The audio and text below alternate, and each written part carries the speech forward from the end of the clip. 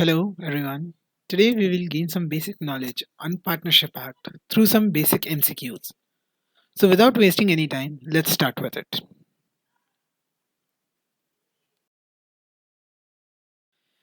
The first question is the Limited Liability Partnership Act 2008 is an act to make provisions for which of the following? Options are A. Formulation and the regulation of general partnership firm and limited liability formed under Indian Partnership Act 1932. B. Formulation and the regulation of joint ventures with unlimited liability formed under Indian Contract Act 1872. Formulation and regulation of chit funds organization with unlimited liability formed under the Chit Fund Act 1982. Or option D. Formation and the regulation of the limited liability partnership with limited liability formed under the Limited Liability Partnership Act 2008. The correct answer to this question is option D, that the Limited Liability Partnership Act 2000 is an act to make provisions for the formation and the regulation of the limited liability partnership with limited liability formed under the Limited Liability Partnership Act 2008. Moving on to the next question. The Foreign Limited Liability Partnership under the Limited Liability Partnership Act 2008 means which of the following? Options are A limited liability partnership formed, incorporated, or registered in that country to which the partnership belong. B. A limited liability partnership formed, incorporated, or registered under Economic Council of UNO. C. A limited liability partnership formed, incorporated, or registered in Indian territory. Or D. A limited liability partnership formed, incorporated, or registered outside India, which establishes a place of business within India. The correct answer to this question is option D. That is, the Foreign Limited Liability Partnership is a limited liability partnership which is formed, incorporated, or registered outside India, which establishes a place of business within India. The next question is every limited liability partnership, as per the Limited Liability Partnership Act 2008, shall have at least two designated partners who are individuals, and the options are A. At least one among them shall be the resident in India. B. Both of them shall belong to one family residing in India. C. Both of them shall be non resident Indians. Or D. Both of them should belong to a single country outside India. The correct answer to this question is option A, that is, at least one among them shall be resident in India. The next question is prior to the Indian Partnership Act 1932, which came into force from 1st October 1932, except Section 69, which came into force from 1st October 1933, the law of partnership was provided in which of the following acts? The options are A. Sale of Goods Act 1930, B. The Indian Contract Act 1872, C. Transfer of Property Act 1908, or D. English Partnership Act 1890. The correct answer to this question is option B. That is, prior to Indian Partnership Act 1932, the law of partnership was provided in the Indian Contract Act 1872. The next question is the unilateral dissolution of partnership by partner who is a minority shareholder is A. Not permissible, B. Permissible, C. Permissible if all minority shareholders agree, D. Permissible if Memorandum of Association prescribes. The correct answer to this question is option D, that is, unilateral dissolution of partnership by partner who is a minority shareholder is permissible if and only if the Memorandum of Association prescribes to it. The next question is an act to be called an act of a firm within the meaning of Section 2 of the Indian Partnership Act 1932 is A. Every act of the partners, B. Only such act which give rise to the right enforceable or against the firm, C. Such acts which do not give rise to firm or right enforceable or against the firm, or D. Either A or B or C. The correct answer to this question is an act to be called an act of firm is every act of partners. within the meaning of the Section 2A of the Indian Partnership Act 1932? The next question is an act or omission to be an act of a firm within the meaning of Section 2A of the Indian Partnership Act 1932 must be the act or omission of which of the following? Options are A. All the partners, B. Any of the partner, C. Agent of the firm, or D. Either A or B or C. The correct answer to this question is option A, that is, any act or omission to be an act of the firm must be the act or the omission of all the partners of that firm within the meaning of the Section 2A of the Indian Partnership Act 1932. The next question is whether an act of a partner or agent can be regarded as an act of the firm. Is a The options are A. Question of fact, B. Question of law, C. Mixed question of fact and law, D. Either A or C. The correct answer to this question is option D, that is, either A or C are correct, which means that the act of a partner or agent can be regarded as an act of a firm and can be regarded as a question of fact or a mixed question of fact and law. The next question is the term business has been defined under which of the following sections? Options are A. Section 2 Clause A, B. Section 2 Clause B, C. Section 2 Clause D, or D. Section 2 Clause E.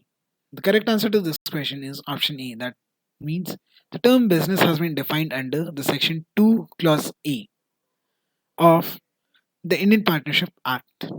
So let's discuss what does Section 2A states and explain.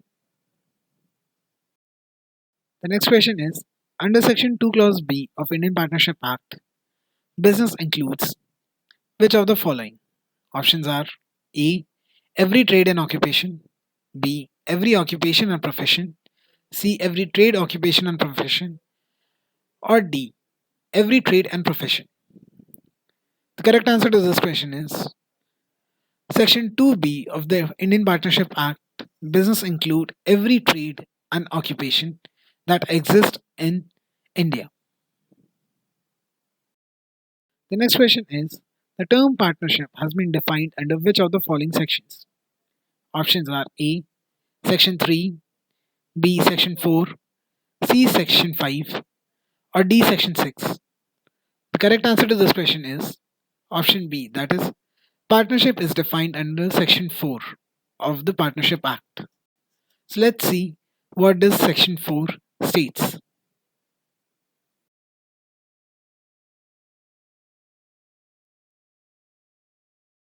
The next question is under Section 4 of the Indian Partnership Act, the partnership is the options are A. Compulsory legal relation, B. Creation of choice and voluntary agreement between concerned parties, C. A relation arising from status, or D. Either A or B or C.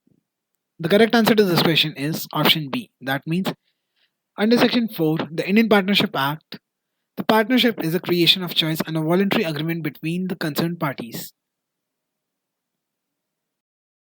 The next question is which of the following enactment insists for a written agreement of the partnership? Options are A. The Indian Partnership Act 1932, B.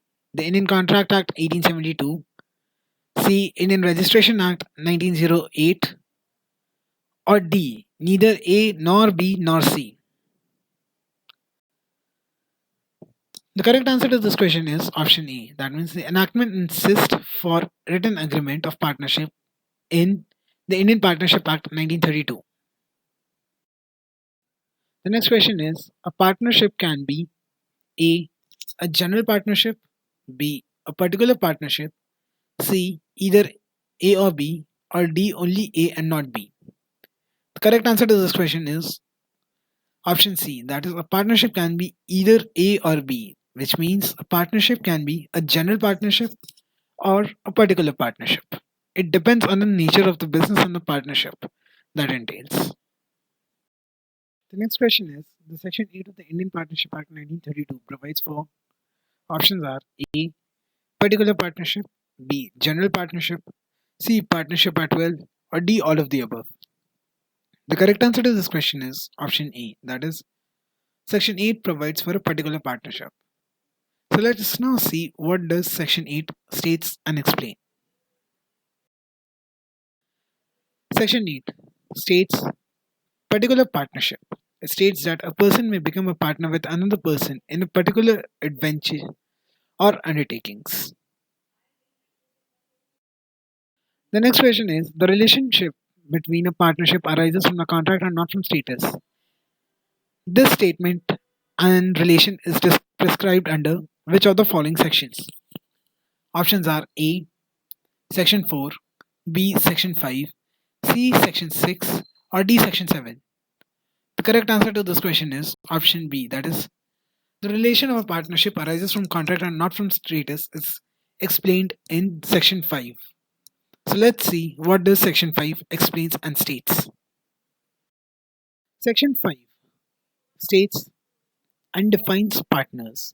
It states that any individual or a body corporate may be a partner in a limited liability partnership, provided that an individual shall not be capable of becoming a partner of a particular liability partnership if A. He has been found to be of unsound mind by a court of competent jurisdiction and the finding is in force. B. He is an undischarged insolvent. Or C. He has applied to be adjudicated as insolvent and his application is pending. The next question is Section 7 of the Act provides for A. Partnership in undertaking, B. General partnership, C. Partnership at will, or D. All of the above.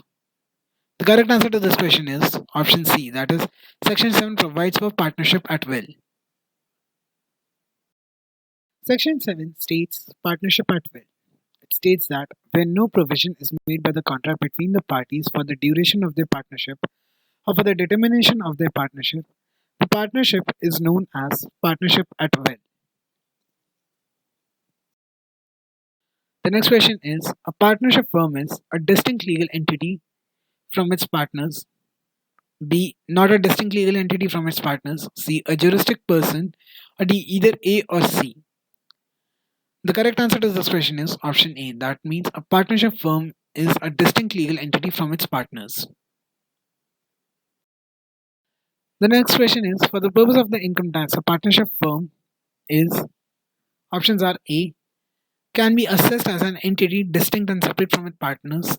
B. Cannot be assessed as an entity separate and distinct from its partners. C. Can be assessed as an entity distinct and separate from its partners only with the permission of the court. Or D. Can be assessed as an entity distinct and separate from its partners only if all the partners agree for the same. The correct answer to this question is option D. That means for the purpose of the income tax, the partnership firm can be assessed as an entity distinct and separate from its partners only if all the partners agree for the same. Last question is a partnership cannot be constituted by which of the following? Options are A. Two individuals, B. Two Hindu joint families, C. Both A and B, or D. Neither A or B. The correct answer to this question is option A, that is, partnership cannot be constituted by two individuals.